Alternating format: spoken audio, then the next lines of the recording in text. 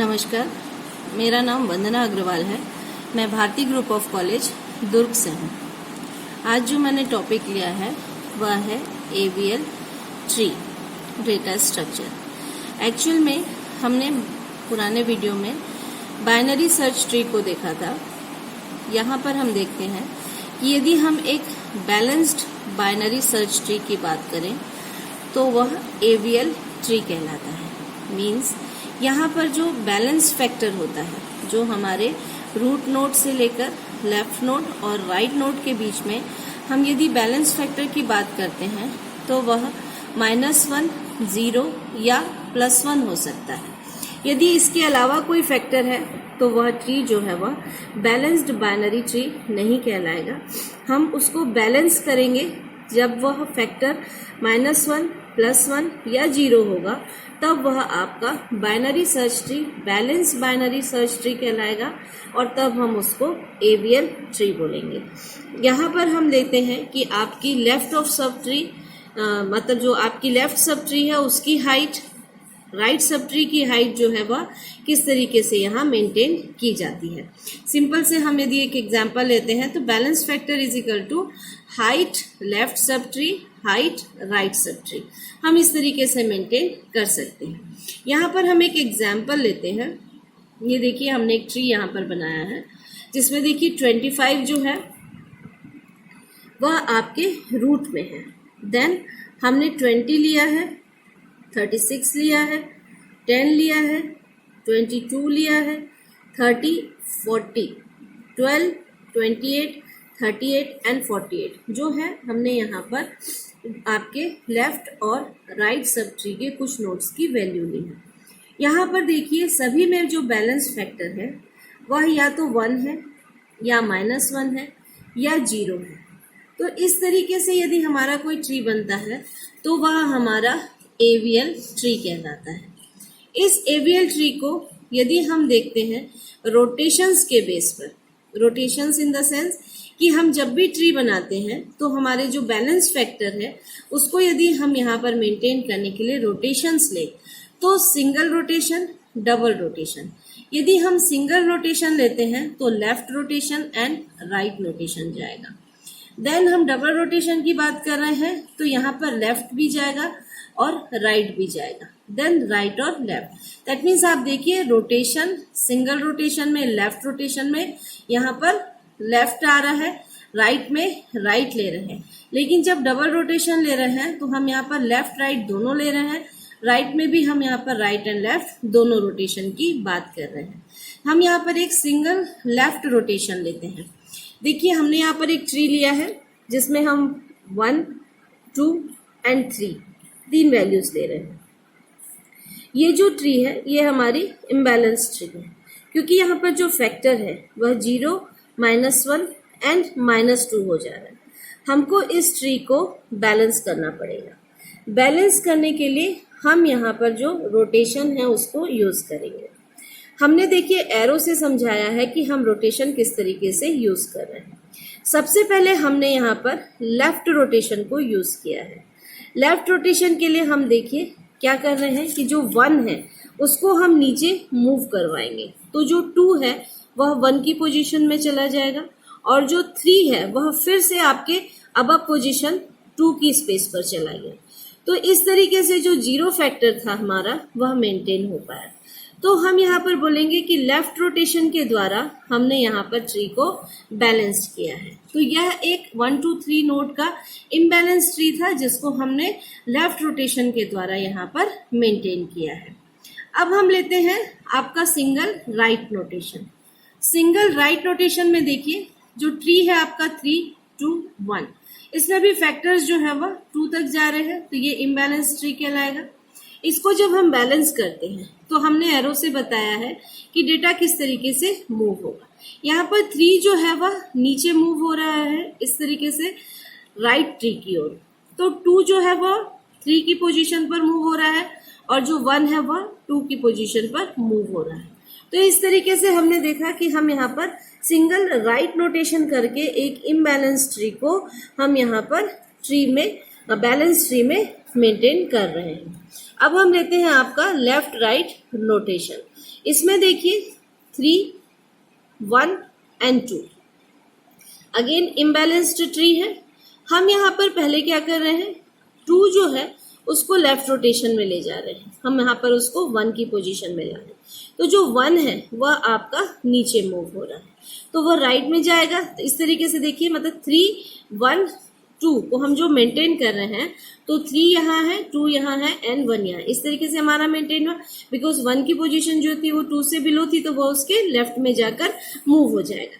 लेकिन यहाँ पर जो हमारा ट्री है वो फैक्टर के हिसाब से अगेन इम्बैलेंस ट्री हो गया, क्योंकि 3, 2 एंड 1 यहाँ पर मिल रहा है। तो अब हम यहाँ पर क्या करेंगे, एक राइट नोटेशन कर रहे हैं।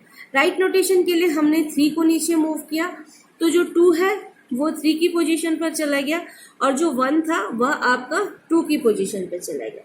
तो लेफ्ट एंड राइट रोटेशन के बाद में हमको यहाँ पर एक बैलेंस ट्री मिल रहा है। तो इसी तरीके से हम यहाँ पर देखते हैं कि हम राइट और लेफ्ट रोटेशन कैसे करेंगे। अगेन जब हम हमने लेफ्ट राइट देखा था, हम राइट लेफ्ट रोटेशन देख रहे हैं। 1, 3 एंड 2। इसमें देखिए हम क्या कर रहे हैं, आपका 2 को मूव करवा रहे हैं। जैसे ही हमने राइट नोटेशन किया है, राइट नोटेशन के बाद में हमारा ट्री जो है वह इस तरीके से दिखाई दे रहा है। 2 जो है वह 3 की पोजीशन में गया एंड 3 जो है वह नीचे मूव हो गया है। तो 1, 2, 3 फैक्टर्स के हिसाब से ये इम्बैलेंस्ड ट्री है। तो हमने जब इसको बैलेंस किया, तो हम यहाँ पर देखिए आपका एक लेफ्ट राइट नोटेशन के हिसाब से 1 को नीचे ला रहे हैं, 3 आपका 2 ऊपर मूव हो रहा है एंड देन आपका 3 मूव हो रहा है। तो इस तरीके से 2, 1 एंड 3 आपका ये जो एग्जाम्पल है, ये एक राइट लेफ्ट नोटेशन का या रोटेशन का आपका एग्जाम्पल है। अब हम देते हैं कि हमने जो अपनी ट्री बनाई है, जिसको हम फैक्टर्स के हिसाब से बैलेंस्ड करके चल रहे हैं, उस एबीएल ट्री पर हम कौन से ऑपरेशंस परफॉर्म कर सकते हैं। जैसे कि हमने बाइनरी सर्च ट्री पर भी 3 ऑपरेशंस परफॉर्म किए थे, that was search, insertion and deletion. यहाँ पर भी हमारे जो ऑपरेशंस हैं वह सेम परफॉर्म होंगे। सर्च के लिए जो हमने एल्गोरिथम बाइनरी सर्च ट्री में यूज किया था कि सबसे पहले हम यूजर द्वारा दिए हुए एलिमेंट को चेक करते हैं, देन हम अपने रूट की वैल्यू को चेक करते हैं। रूट की वैल्यू से यदि यूजर द्वारा दी हुई वैल्यू सेम हो जाती है तो हमारा एलिमेंट फाउंड हो जाएगा, अदरवाइज हम एल्स पोर्शन में जाएंगे। एल्स पोर्शन में हम चेक करेंगे कि दिया हुआ जो वैल्यू है वह आपके रूट वैल्यू से बड़ा है या छोटा है। यदि वह छोटा है तो आप लेफ्ट सब ट्री में उस एलिमेंट को सर्च करेंगे, और यदि वह बड़ा है तो आपको उसको राइट सब ट्री में सर्च करना पड़ेगा। ये प्रोसेस हम रिपीट करते जाएंगे जब तक कि हमारा जो सर्च एलिमेंट है वह हमें मिल ना जाए या हम सारे चाइल्ड्स के लीफ नोड्स पर ना पहुंच जाए। अगर हम लीफ नोड तक पहुंच जाते हैं और हमारा एलिमेंट हमको सर्च नहीं होता है, तब हम प्रोग्राम को टर्मिनेट करेंगे। अदरवाइज हमारा लेफ्ट एंड राइट की वैल्यू के हिसाब से जहां पर सर्च एलिमेंट हमको मिलेगा, वहां से हम अपने प्रोग्राम को ब्रेक करेंगे और हम अपने सर्च एलिमेंट फाउंड करके उसकी पोजीशन को वहां पर शो करेंगे। तो बाइनरी ट्री में, जैसे बाइनरी सर्च ट्री में हमने जैसे सर्च ऑपरेशन किया था, एबीएल ट्री में भी हमारा सर्चिंग ऑपरेशन सेम ही रहता है, लेकिन यहाँ पर हम बैलेंस फैक्टर जो है वह मेंटेन करते हैं। अब यदि हमको इंसर्शन करना है, इंसर्शन करने के लिए हमको यहाँ पर इंसर्शन जैसे ही हम किसी नोड का कर देते हैं, हमको बैलेंस फैक्टर को हर नोड के साथ में चेक करना पड़ेगा। यदि हमारा बैलेंस फैक्टर यहाँ पर चेंज हो रहा है तो हमको रोटेशंस की आवश्यकता पड़ेगी, जो कि आपका लेफ्ट रोटेशन हो सकता है, राइट नोटेशन हो सकता है, लेफ्ट राइट नोटेशन हो सकता है, या राइट लेफ्ट नोटेशन आप यूज कर सकते हैं। चारों प्रकार के रोटेशंस को आपने यहाँ पर अभी देखा है। तो हम एक एवीएल ट्री को यहाँ पर कंस्ट्रक्ट करते हैं। सबसे पहले देखिए, हमने 1 एक नोड लिया, 0 हमने डाला है, यहाँ 1 हमने लिया है, 0 लेवल का आपका डेटा है, तो ये ट्री बैलेंस्ड कहला रहा है। अब हम यहाँ पर 2 को इंसर्ट करते हैं। अगेन 1 से 2 हमने डाला, तो ये देखिए फैक्टर के हिसाब से ये बैलेंस ट्री है। लेकिन हम यहाँ पर अब इंसर्शन करते हैं 3 का। 3 को हम जैसे ही इंसर्ट करते हैं, ट्री जो है वो आपकी इम्बैलेंस्ड हो गई। क्यों? क्योंकि यहाँ पर आपके फैक्टर्स जो है वो चेंज हो गए। तो ये एवीएल ट्री के हिसाब से आपका इंसर्शन नहीं है। आपको एवीएल ट्री में इंसर्शन करना है तो फैक्टर को बैलेंस करना पड़ेगा। तो अब हमको यहाँ पर नेक्स्ट नोड की वैल्यू लेने से पहले हमको रोटेशंस परफॉर्म करने रहेंगे। रोटेशन के लिए हमने यहाँ पर लेफ्ट रोटेशन को यूज किया है। 3 2 की पोजीशन पर जा रहा है, 2 जो है वह 1 की पोजीशन पर जा रहा है और 1 जो है वह नीचे मूव हो रहा है लेफ्ट साइड में। तो 1 2 एंड 3 आफ्टर लेफ्ट रोटेशन आपको यहाँ पर ट्री जो है वह इस तरीके से बैलेंस दिखाई देगा। अब अगर आप 4 को इंसर्ट करना चाहते हैं, 4 को इंसर्ट करने पर देखिए हमारा यहाँ पर ट्री जो है वह बैलेंस्ड है।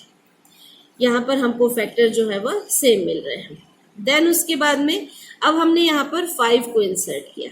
जैसे ही हम 5 को इंसर्ट करते हैं, आपको पता है कि 5 दैट मीन्स ये आपकी राइट वैल्यू में ही जाएगा, राइट सब ट्री में ही हम यहाँ पर इंसर्शन करेंगे, क्योंकि वह रूट नोड की वैल्यू जो 2 है उससे बड़ा है। तो यहाँ पर हमने 5 को इंसर्ट किया तो वह चाइल्ड में जाने के बाद 4 के राइट में इंसर्ट हुआ। जैसे ही यहाँ पर 5 इंसर्ट हो रहा है, आपके फैक्टर्स जो है वो यहाँ पर चेंज हो गए। फैक्टर्स को फिर से हमको बैलेंस करने के लिए या एक एवीएल ट्री बनाने के लिए हमने यहाँ पर रोटेशंस की।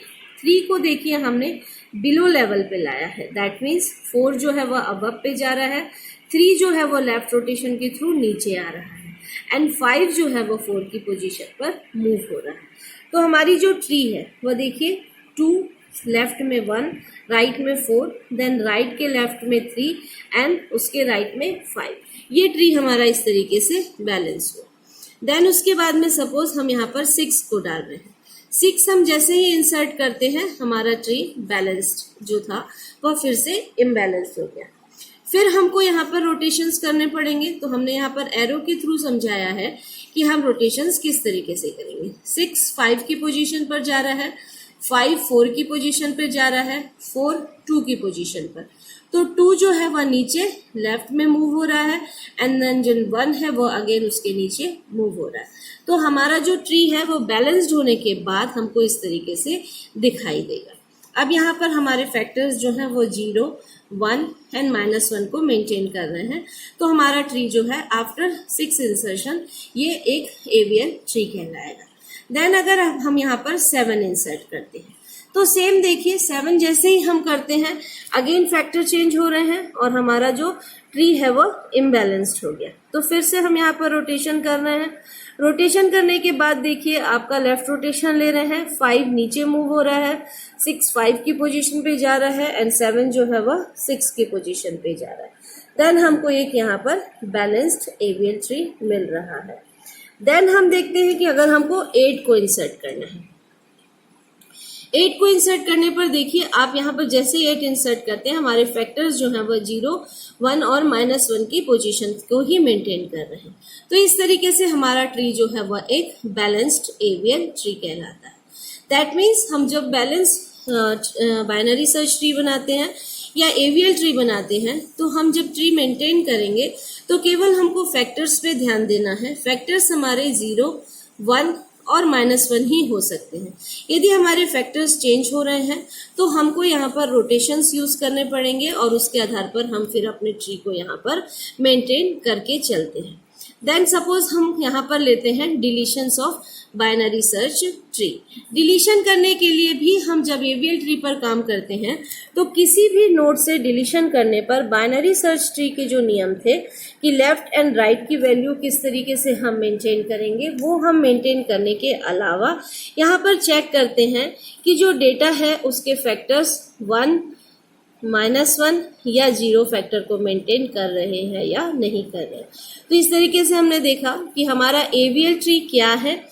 बैलेंस्ड बाइनरी सर्च ट्री को हम यहाँ एवीएल ट्री बोलते हैं।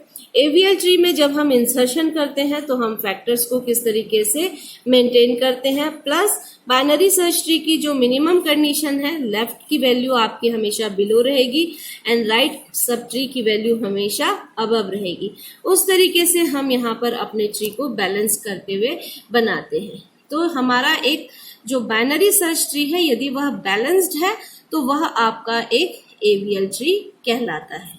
Thank you.